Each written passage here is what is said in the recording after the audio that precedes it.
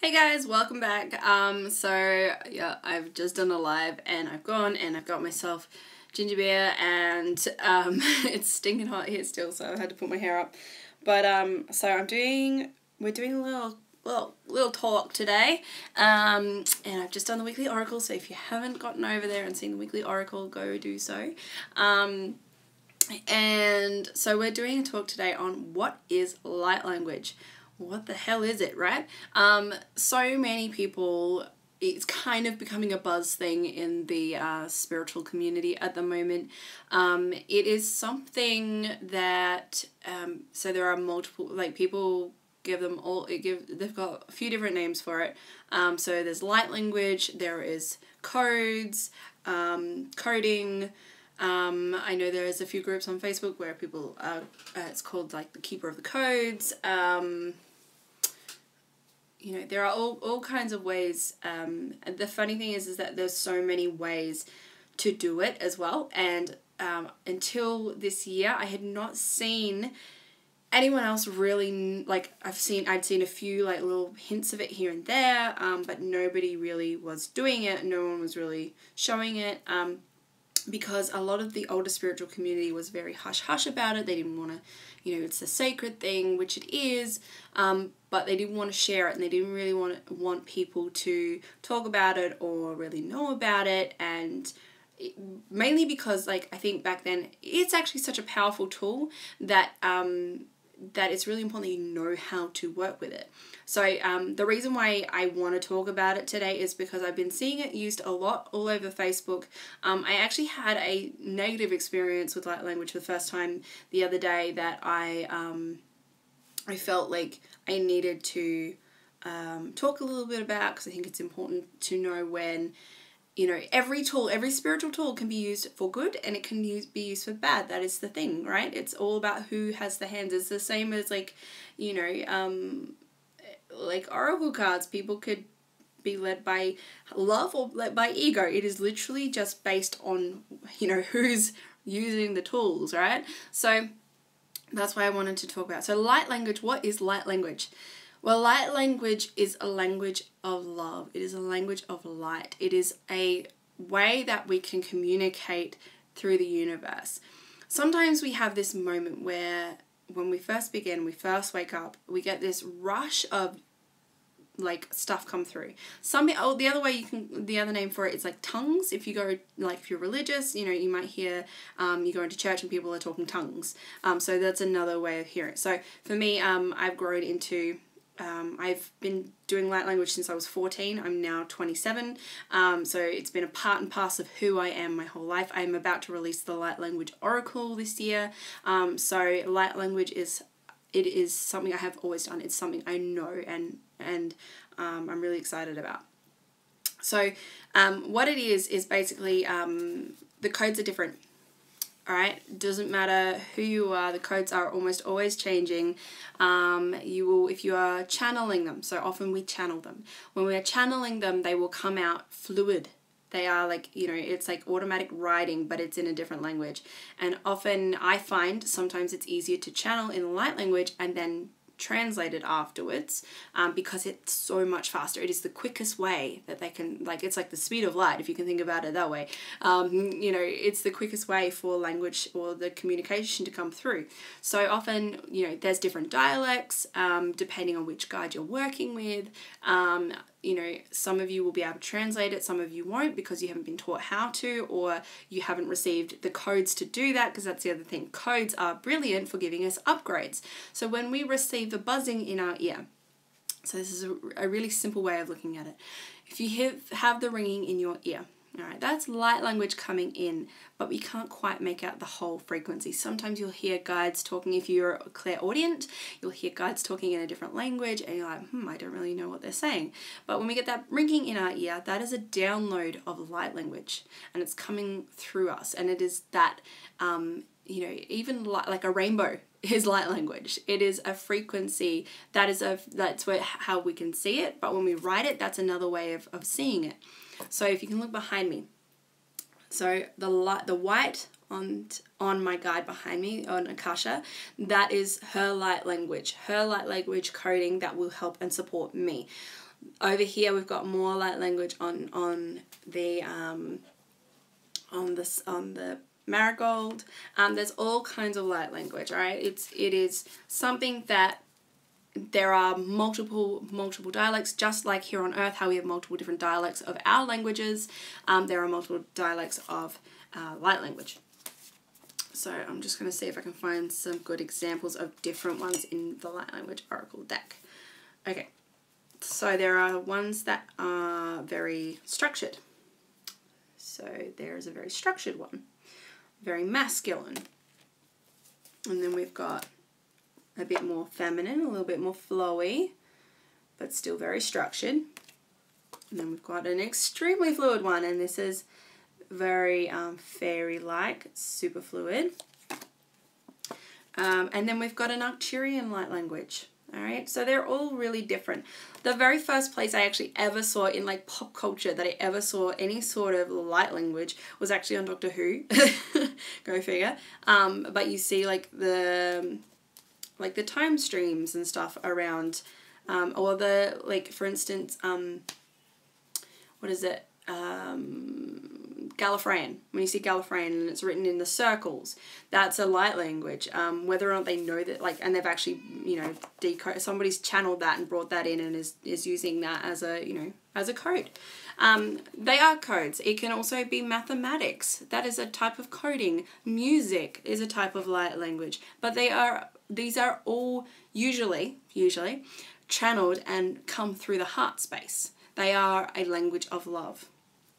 And that's what's really important, that we use it for light and for love, which is really important. So my journey of light language, I started out being able to speak it before I could write it. So I would write it. I could write it before I could speak it. So I used to just code on everything. When I was bored, when I was sitting down, I was just like, I'd just code everywhere, on everything. My school diary was full of it. My books, like, I would scribble because I couldn't focus on English. I couldn't do mathematics. But I would sit there and code for hours and hours and hours during my classes, and other people would pass me their diary and I would code away on the front of their diaries. What else? I would like, during my... Oh, that's Aris is awake. I'm hoping Ashley's got him. So that's all from the age of 14 till 16, and when I started going to church, I realized that, like, suddenly something switched on in me, and that's when I started speaking it. And I would talk it, and I could talk it, you know, and I used it as a way of healing. So speaking it to heal. And that's why if you go to church, and you see people talking in tongues, and suddenly people are receiving some beautiful healing, that's because they're channeling light language. Regardless of whether or not they know what they're doing, as long as they are often they are working with their angels, they call in Jesus, you know, they are pretty high frequencies. And as long as they're coming from a space of love, you know, they're bringing in some pretty powerful healing. So through the spoken word, they bring in that light language healing. The other thing, like from that point on, and that's when I started seeing the angels even clearer around the age of 15 and 16. So from there, I kind of went into this place where I could write it and I could channel it. And then I met some people when I was 21 who sang it. And I was like, oh, I've sung this in the shower before, but I didn't know that it was like a healing tool. I didn't even know what it was. I went and I met a lady who, she showed me a guide, and she's like, do you know the name of the guide? And all I could say is like, I can hear it in my head and I can write it, but I can't speak it. And so I sat there and I wrote the language out, and I wrote it, and she's like, well, can you translate it? And I said, no. She said, okay, well, here, like, and she kind of put me in a space where I put my hand down, and suddenly I felt as though I was receiving the codes to translate, and I couldn't translate it that day. It took me quite a while for me to be able to translate it. But suddenly I felt like I could kind of understand it. And then as the years went by, my ability to translate has gotten better and better and better. And now I can translate, so if someone's speaking it, I can translate it from there now. So it's like this beautiful tool that had to develop. It took years to develop it for me. So whereas now I probably could write down the codes to give to somebody to help them, like, activate it with them as well. But it is an activation. Codes are activations. This is another way, like, you can rewrite through like DNA, so healing, and then using light language through sound, because sound is a hugely powerful tool to switch the coding within people's bodies, and working through time, space. You know, it's one of those things that it doesn't matter. It doesn't matter what dimension you're in, what time it is, where you're getting it. If you hear it or if you see it, you receive that download like that.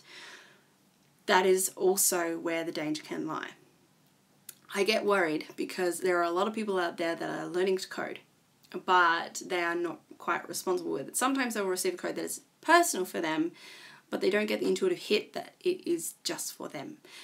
Or, they're channeling, but they're not aware of who they're channeling with.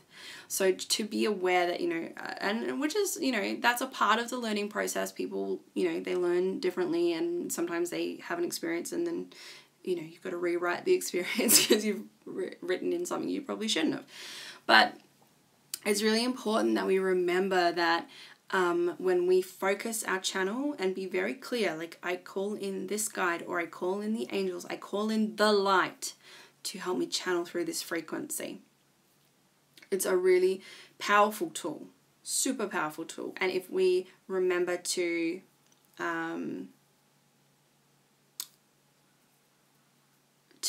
honor that space, that it is powerful, and that it is and that it shifts our energy, then that I think we need to remember that. Spirit just reminded me then, another place that you will see light language is through Reiki. So Reiki symbols are a form of light language. Also coding, so like number coding. So when you see 1111, that is a light language message. These are pretty powerful tools. So there'll be times when I'll wake up in the middle of the night and suddenly I get a download, and I cannot translate it there and then because I'm half asleep, so I light language it out. And sometimes writing a light language out is what helps me translate it. It is not something that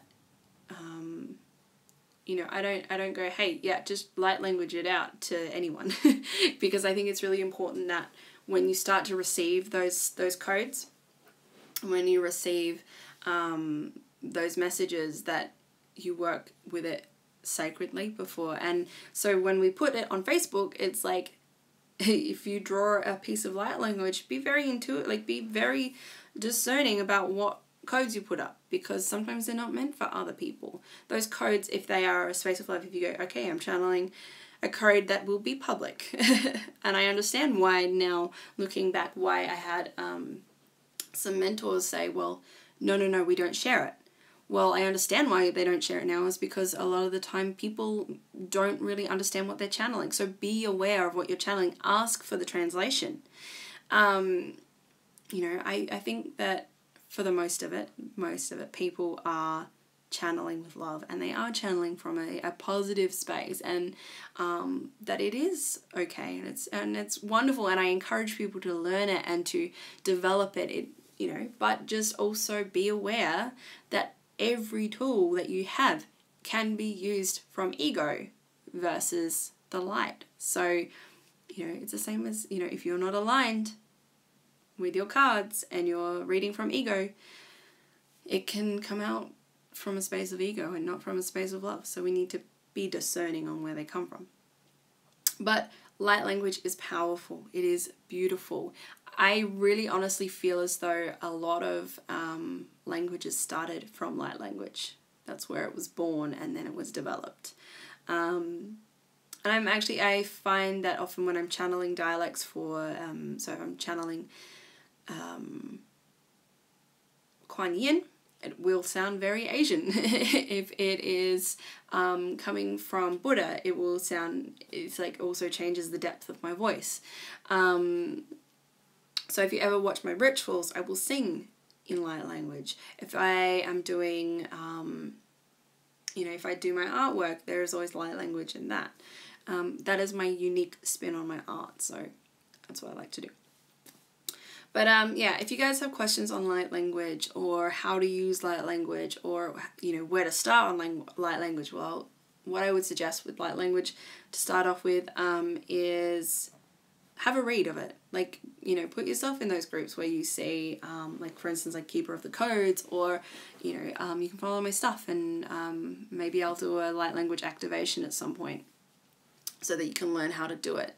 But light language is powerful and a fantastic personal tool. I use it for myself more than I do for others, but it is a fantastic tool, excuse me, to develop, more so to do like deep healing, but also so that you can bring through rapid information really, really fast.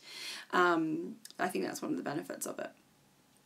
So the other place that I really connected with light language actually was in Lemurian crystals. So if you don't know what a Lemurian crystal is, I would encourage you to look it up and do a bit of research. But a Lemurian crystal is basically a type of quartz. But it has like lines and markings on it. I'm trying to think if I have one around me, but I don't really. But this has kind of got it on it. I don't know. It's a bit hard to see. There's like lines coming up on there. But it's like bubbles and, hang on. Can you guys see it? I don't know. It's probably a bit blurry. But there's like bubbles and stuff on it. No, you can't really see it. But there's like, yeah, bubbles and dots and lines. And if you are, particularly if you're really natural and you find light language comes to you naturally. Because for a lot of you probably go, I don't even know what light language is, or I'm seeing these codes, but I don't know what they are. They are they're completely unique to you. They are unique to your guides. They are unique in every way, but if you are natural at it, you may find that you were Lemurian in a past life. So those of you that are starseed energies or like indigo energies, or crystal children, you will tend to be able to light language very easily and very, very quickly. The other thing that I would be very discerning about is that there is a trend at the moment with people tattooing light language on them. Yes, that is super powerful. Yes, it's awesome. It's so super cool. I love it. But be aware. Like, 1, a tattoo is forever. 2, getting coding tattoos on you. You want to be sure of what you're putting on your body. It's like getting a Chinese tattoo that you think is love, but actually it says hamburger. Like, be discerning, guys. Like, you know what I mean? Like, you know what I mean? Hopefully that makes sense. But if you want to get light language on you and you want somewhere to start, I would suggest looking at like Metatron's Cube, which is like, so on the back of Kim Dreyer's deck, it's like, it's like the star, I think it's the Star of David. Star of David, or the Seed of Life, or, you know, those are, sacred geometry is a form of light language. It is exactly that. But find somebody, like if you're getting someone to channel it for you, I really encourage you to find someone that knows what they're doing and they understand their codes. Don't just get anyone to just channel it through, you know. But if you channel it for yourself, meditate with it, listen to it, allow it to speak to you and know it deeply before you put it on your body. I would recommend, if you want to get a light language tattoo, to see Hand of Hannah, although I don't think she does the tattoos anymore, but I think she's leading towards like learning how to tattoo them and then doing them herself. But I really recommend like finding somebody who does light language and they know what they're doing 100%. Like, you've seen them do it for a while. Like, don't just jump on somebody and don't go with a newbie kind of deal. Like, somebody who's developed their stuff and knows what they're doing. So, like, if you want to get a tattoo. So for instance, so I want to show you another light language. So the back of my oracle deck is a light language symbol. Okay, this is a symbol of unity, which is perfect because I cannot believe that I'm releasing this in the same year that is a 2-year. It's all about unity.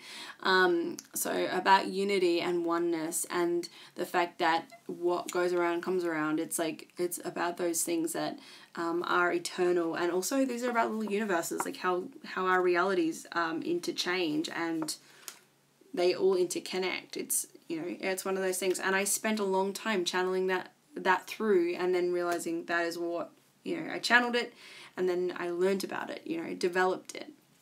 So don't just like whack whatever onto your body. Like, you know what I mean? Like, don't just whack whatever codes onto your body. Be discerning.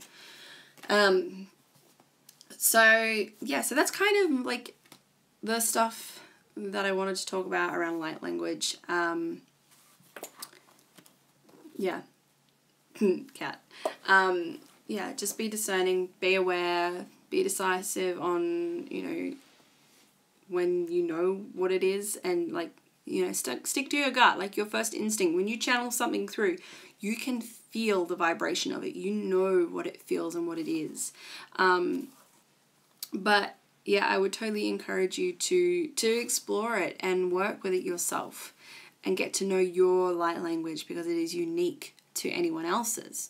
You know, you'll see other people's, but develop your own, because it is beautiful, it is unique, it is how your guides will communicate with you. And yeah, no one else will do it the way you do. So, yeah. But yeah, I can't wait for my light language oracle to get out there and get to everyone. And it's really close, and it was going to come out in February, but I don't think we're going to make the February deadline, unfortunately. But we're very, very close. It's almost ready for printing, so. But if you want to experience more light language, and there's a whole thing in the oracle deck about like language and what it is, and there you go. So there's some more. That's some more light language right there. And you know, even mandalas. Oh, and how did I forget about that? Mandalas as well. Mandalas are a form of light language. They're repeating patterns. They are a type of language. They convey energy. That's what it is. It's bringing through energy. It helps you to feel out energy and know energy on a different level. Alright guys, hopefully that wasn't too vague, and hopefully I kind of got the point across. But thanks for joining me, guys. Hopefully you've learned a lot about light language today. If it's supportive and it's awesome, give me a thumbs up on YouTube. Really appreciate it. If you like this video, please share it. If you love my weekly oracles, it makes a huge difference to me if you share my videos. I know that they're for free, and it really does make a difference if you share them for me, because it really does help me to broaden my reach, help me to find other clients as well, and it really does, it means a lot to me that you guys share my stuff. So yeah, if you like my work, or if you like any of my posts over on Facebook as well, please share them and help other people find them. And yeah, it really, really helps me, because that's what I love to do. I love to talk about the universe and what it's doing, and share my light language. So I'll be doing some more light language stuff up on Facebook. And whenever you guys get a painting from me, that's it. Whenever you get a personalized guide painting from me, or a personalized portrait from me, I always have light language in it, and it is always specifically channeled for the person that will receive it. That's the best thing about light language, is that's how I can send healing to people. That's how I do it, right? That's how I send healing through my art, is by channeling the light language on it. And as soon as you see it, or as soon as you touch it, it's there. Like, you've got it. It's downloaded into you straight away. The other thing is like Body of Stars by Amira Beth. I illustrated her children's book. That book is filled with light language I channeled through for her artwork that is helping and supporting little kids with their chakras. It helps to align them. So as you read that book, you get aligned. That is the design of that light language. That is the importance of that language. You can just run your fingers over it, and it like aligns. You can just read it, like read the book and see the imagery, and it'll align you as you read through that book. That's the beauty of it, right? That's how fast it is. So that's probably one of the reasons why I'm super passionate about light language and why I love it. And yeah, so I totally encourage you to explore it yourself. I didn't even know the name of light language until like a couple of years ago. So I just did it, and that's what I did. So and on retreats I sang it, and that's just what I did. Like, but yeah, when I found out what I was like, oh, that makes sense. That totally makes sense. So yeah. Anyway, guys, thanks for joining me. Been a fantastic little talk, and yeah, if you've enjoyed it, please share it, or if you've got somebody who's wondering about it or thinking about it, share it and let them know, and hopefully this is supportive. And yeah, like I said, be discerning, but I encourage you to channel as much as you can and develop yourself, because you will find that it will help you develop super fast with your own personal work. So yeah, if you guys have questions, put them below, and I'll do my best to answer them, or I'll do a part 2 to this video. So big love all, guys. I'll stop rambling on now, and I'll talk to you soon. Bye.